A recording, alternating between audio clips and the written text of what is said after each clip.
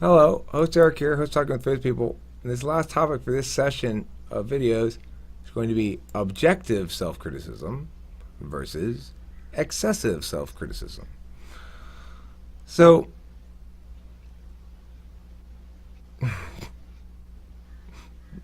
and $250 happens to fall out of your pocket every time you happen to ejaculate in her presence. Is that how that works? Okay. Anyway, it's like magic. Yes, it's crazy. I don't understand how it happens. That's not the topic of this video. The topic of this video is objective self-criticism versus excessive self-criticism. I like the topic because I am somebody who engaged in periods of very strong self-criticism that was not intended to be helpful, but was intended to be condemnatory and punishing, and ideally, I was trying to do as much ontological violence against myself as I could, as a means of trying to achieve justice for allowing myself to continue to engage in compulsive consumption behaviors. So I wasn't going to quit drinking, for example, or I wasn't going to quit smoking meth, for example, but what I was willing to do was to go through extended periods of calling myself names and saying how I deserve to die and how I'm completely a worthless sack of shit. And the best thing that could possibly happen, Eric, is if when you go outside today, some bus runs you over. Then at least, and unfortunately it'll be a mess for somebody to clean up, but then at least everyone can take a deep breath and go, finally that fucker's dead. So sad. I'd have It very is, but extended it's conversations. the like that. reaction made me laugh. I've The had very, people. very extended conversations like that because I just had to find some way to. I was trying to kill myself. I was trying to kill myself Mm. without hurting my body at all. But I was trying to believe it. Like you must believe this. You must You're believe making it. me want to cry. Well, um, I'm and just playing. it was something that started early as a good instinct, which was I realized like, okay, a default FE thing I can do that tends to work pretty well is to just sort of talk about what I did wrong. I have no problem determining that because I'm TI and I have no idea how I feel about this anyway. So I can actually, if I choose to, turn my attention to what I did wrong in the situation. I can find something that I actually did wrong. That's not a big deal. And I shouldn't have dropped the apple. I can find something, right? You shouldn't have stabbed me, and when you did, I shouldn't have dropped the apple on your foot. Okay, fine. At least I can admit something. So I got that habit early on, and it was effective in the sense that it trained me to not default to excuses like my NE kept wanting me to. And it got me out of all kinds of shit. Because when you're always calling bullshit on yourself, if it's honest and right, if it's tuned correctly, then it's an effective way to go. You've already called bullshit on yourself about something, so now they can't call bullshit on you. Or if they do, then they're just repeating what you already told them. Why are you repeating that back to me? I already feel bad about it. You're trying to rub it in? Now you got the tables turned, see? So it's a good technique. However, I found myself in a situation where, even though I had this good technique, it didn't actually change my behavior ever. So I was still impulsive. I still would be unable to make any sort of anything that one would call a resolution or an actual plan or something like that. I couldn't follow through on shit. I could get by at work just based on the fact that I was either likable enough, depending on the job, or likable enough, or they actually had to do something, in which case I was competent enough. More competent than my colleagues, probably. So I had that. I knew I could sort of get by at work. But I just felt like, number one, I was terrible at whatever it is I was doing, and everybody knew that I was terrible, and everybody was like, Jesus, can you believe what a fucking shitty employee that Eric is? I would assume this was going on in the administrator's business rooms when I left. Well, Eric's gone. Let's go over this massive file of problems that Eric's causing us. Of course, it's all in my head, right? It's all imaginary. Where it comes from? Well, I mean, as far as I knew, I was one of those people that was deeply damaged because I lacked self-discipline. I didn't grade those papers. You said you were going to grade them. You said they were going to be done by Friday. I believed it when I said it. Well, why didn't you grade them? I don't know where they are. I lost them. Well, when did you lose them? Like an hour ago. Well, you had time to grade them. I know. I'm not saying I didn't grade them because I lost them. I'm saying I didn't grade them and I lost them. And pretty soon you start just assuming you're just a fucking shitty human being, Especially when you don't grow up in a time with an explanation about ADD and stuff like that. I'm just a shitty human being who just says things and doesn't ever follow through on anything, and yada yada yada. So when you toss in the mix being a drunk, and that's the main thing, right? Being a drunk makes you hate yourself because you don't have any time to rebuild your identity. That's the problem with it. You're drunk, and then you're hungover, and you're just trying to sort of like straighten out the wreckage from last night's being drunk. Hope you didn't call anybody, yada, yada, yada. And then the next night you're drunk again. And the whole experience of being drunk and hungover and getting over it is like a full day experience. So you never have any chance to rebuild your identity if you get drunk every day like I did. And you're just is in this wash of self-loathing, and it was made extra worse by me because my ex-wife was always hinting at awful things that I had done, which I hadn't done anything awful, but she was using this fact that I couldn't remember what had happened the night before. She would play blackout gaslight.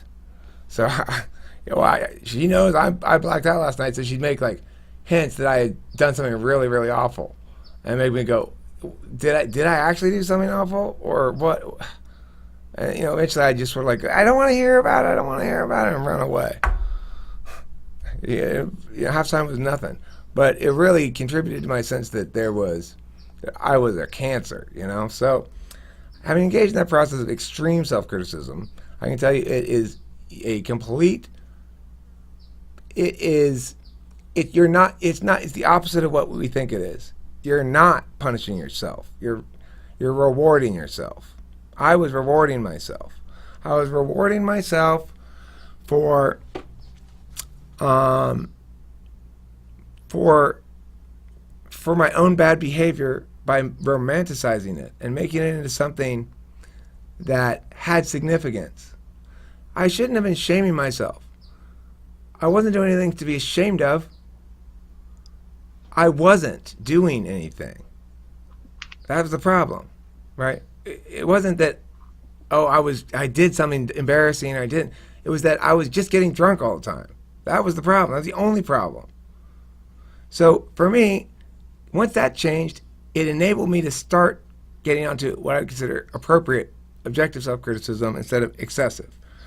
And for me, that means I'm still going to be a lot like Trenton in some regards, where I'm going to say things like, if you don't believe me, I've got a bag of spikes here. And do shit like that, I'm okay now with being objectively self-critical about those and saying, okay, well, that's something next time, try not to do that. And that's the satisfying and glorious thing about having another chance at the plate all the time. I always have another chance at the plate. When you're drunk all the time, you have zero chances at the plate, so of course you're a shitty baseball player. That was my thoughts on objective and accurate self-criticism. One last thing to say about it is this. Objective self-criticism means objectively assessing your own things you're good at. So you say, hey, I've become a really good guitar player now. I used to be mediocre. Now I'm getting pretty good at this and feel good about it, right? It's okay. And to say that out loud is okay too. And to say, I'm good at this and I like doing this and I want you to see it because I think it's good is okay too. Anybody else want to talk about this?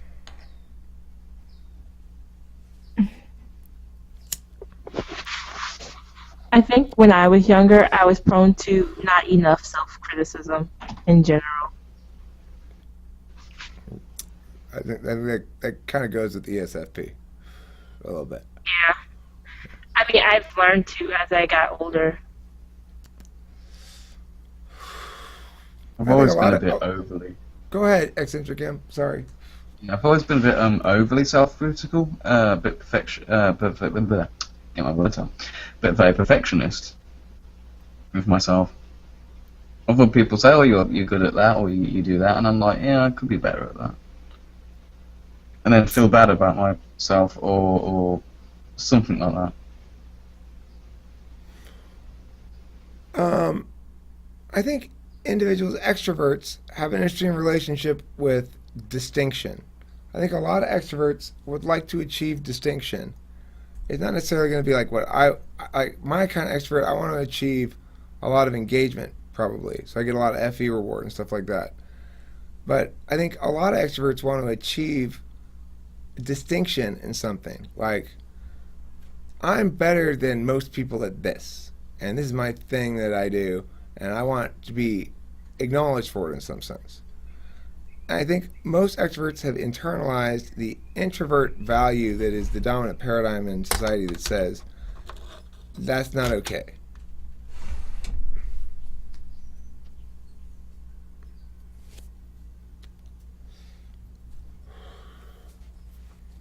Comments? Anybody disagree with that? Agree? You think society says it's not okay for you to distinguish yourself in some way? I say Effie tells us, as happened earlier, right? When I said, and I did it because I thought it was a clever turn of phrase, basically. I wasn't doing it for the thing I said I was, like ego, putting up for positioning. I did it, it was purely because, oh, this would be a cool sword move to put there, you know? It was like that kind of a thing. But, Okay. but that's an example of immediate pushback you get for self-affirming statements. Because first of all, well, why are you talking about what you're good at? Because are you insecure about it? I mean, why do you need to tell everybody? If you really are good at it, other people can tell. You don't need to tell them about it. And all those messages are strong arguments. They're not the winning argument, but they're the winning argument in almost every context. So that's why we internalize it, because those arguments have won in most contexts. I'm trying to turn them back, right? My job in life is to have the world's arguments change so that they're closer to the truth and people don't make as bad arguments. And then people won't internalize lies anymore because they're all arguments. When your parents are telling you, it is very important that you do not come across as arrogant, then they're telling you something very specific, you know? And they're not telling you anything about the frameworks. So you're just left with these contention level arguments, uncontextualized, and a big pile of contradictions that said, and then everyone's like, well, here, straighten this fucking mess out. And you go, relativism, fuck it. So, that's the thing about that. I don't know what I segued into that, but objective self-criticism to me means being objectively self-critical about consistency more than anything else. Whether it's consistency in terms of your own behavior and your feelings, so you know that you are being authentic according to your judgment function, whether it's being consistent with your intellectual habits, which is what the standard I hold myself to, right? I don't want to start making arguments that the kinds of arguments that I've already condemned, right? It's one of the nice things about YouTube also. It pins me down. I've had to come up with a clear understanding of what my positions actually are. I've never really had to have that before. Now I have it. That objective self-criticism comes from watching. But you don't have to watch yourself to objectively self-criticize. But most people don't have quite as many opportunities for failure as an ENTP does. I get to see a lot of things to fix. I got plenty to work on. Not enough to work on is not my problem.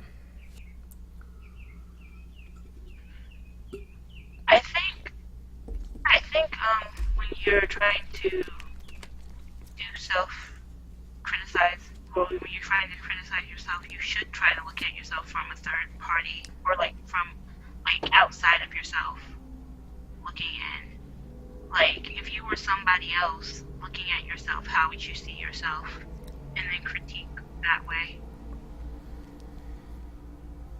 I guess it would depend on what you're trying to critique yourself about.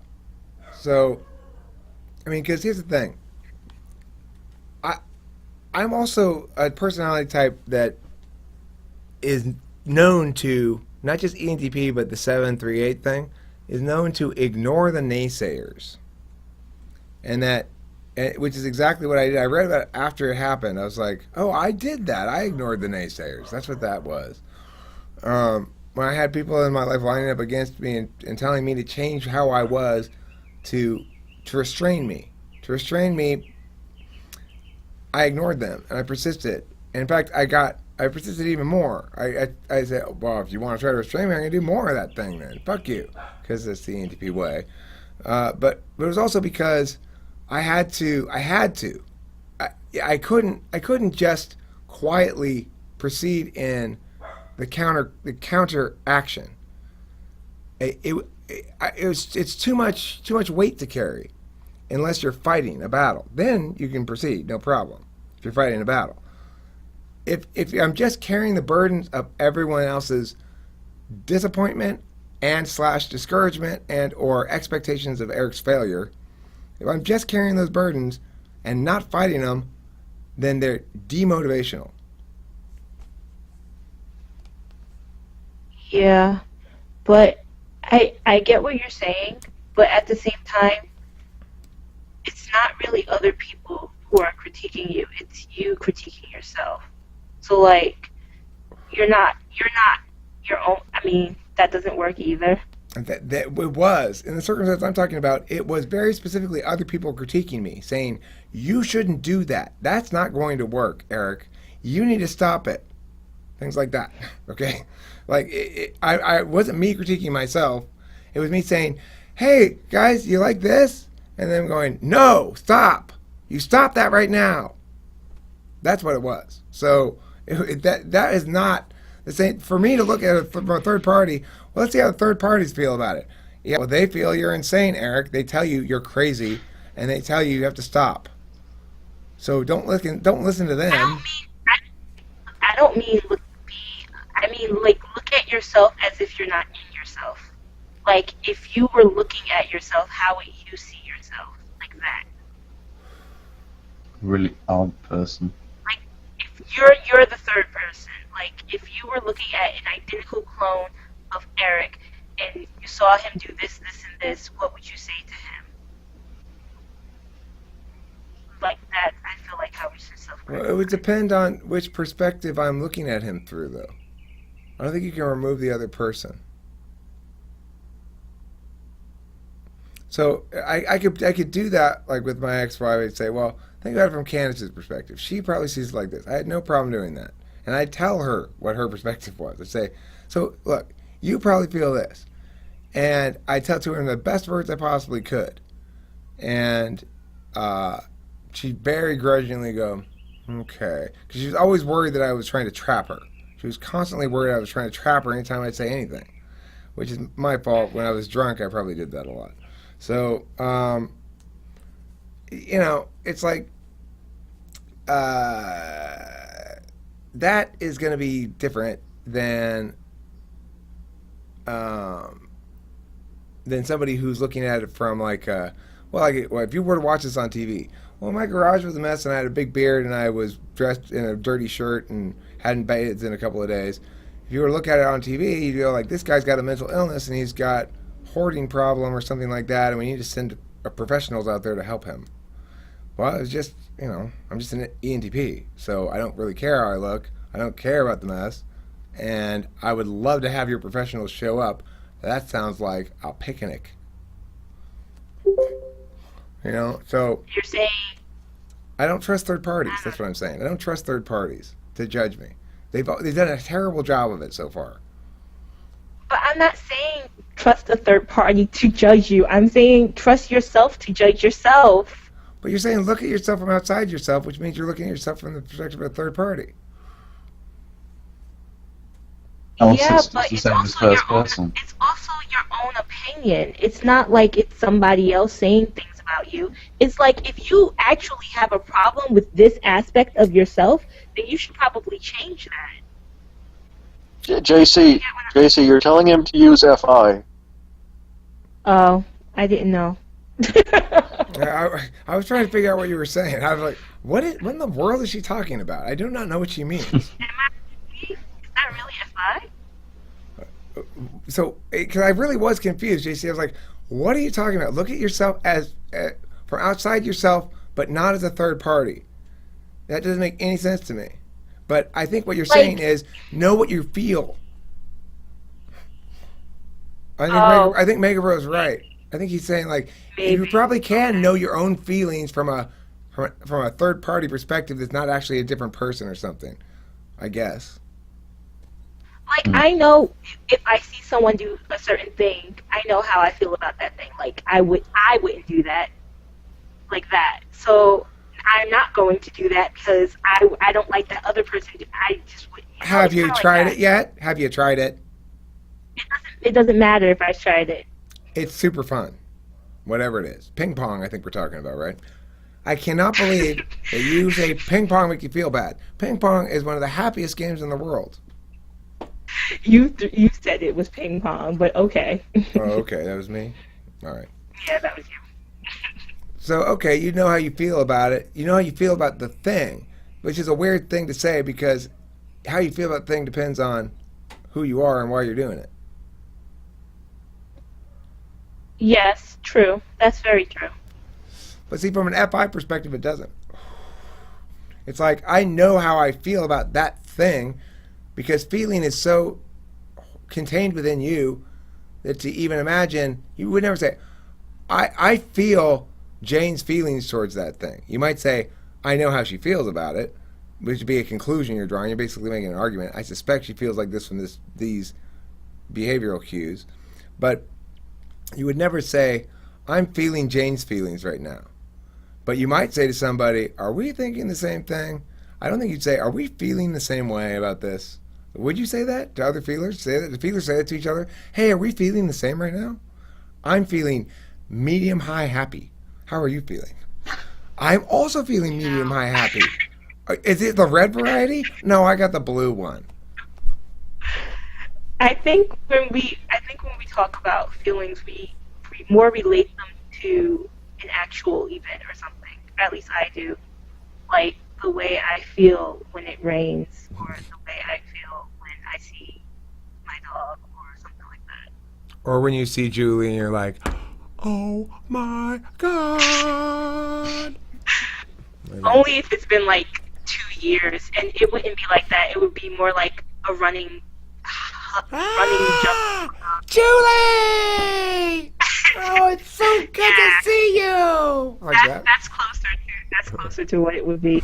It wouldn't be like, oh my God. It wouldn't be like that. Women do all kinds of funny things. When you watch them like in public spaces talking to each other and they're not, and they're like they're chatting, they're like fully engaged, like a group of 3 or 4 men. So, oh my God, they're funny.